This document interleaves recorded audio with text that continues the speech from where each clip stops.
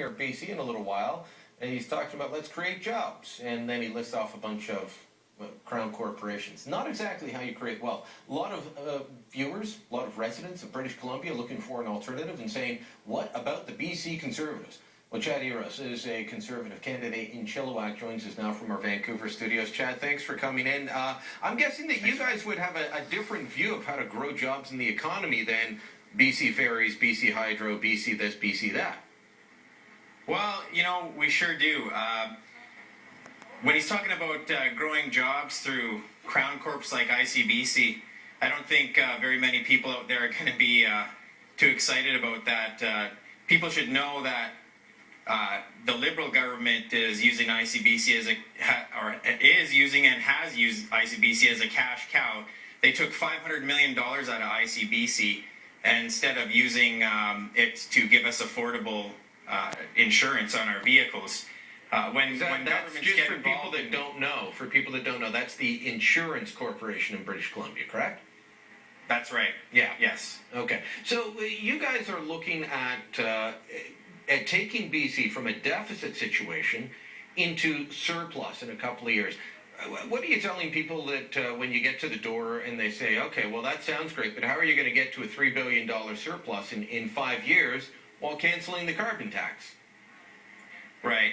So what we're for is, as you may know, there was a study that came out from the Fraser Institute that said we spend more than 40% of our hard-earned money on taxes in BC.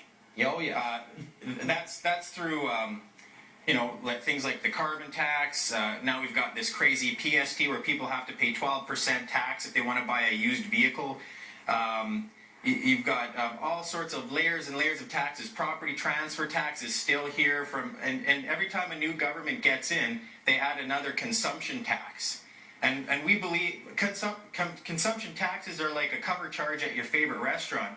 Eventually, if the cover charge is too high, you just don't go in anymore. And we're not seeing a lot of young, skilled workers wanting to work here anymore because the affordability of living here is skyrocketing, and we're bleeding workers.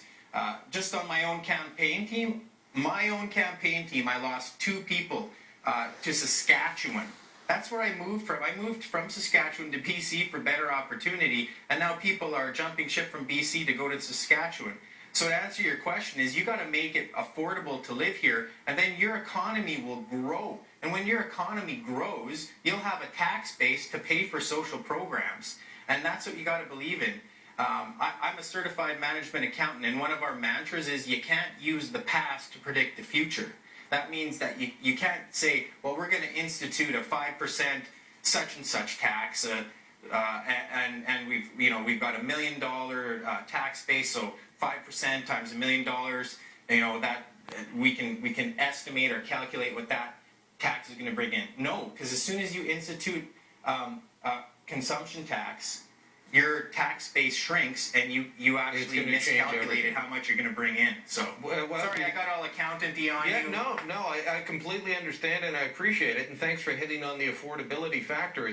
It's one of the things that has for a long time, made me look at BC, and people have said there's opportunities, and I say, well, sounds great. I'm not sure I could afford to live there. Chad, right. Best of luck with your campaign, and we'll check back with you perhaps towards the end. Appreciate it. Thank you. Thanks so much. Stick around. We are not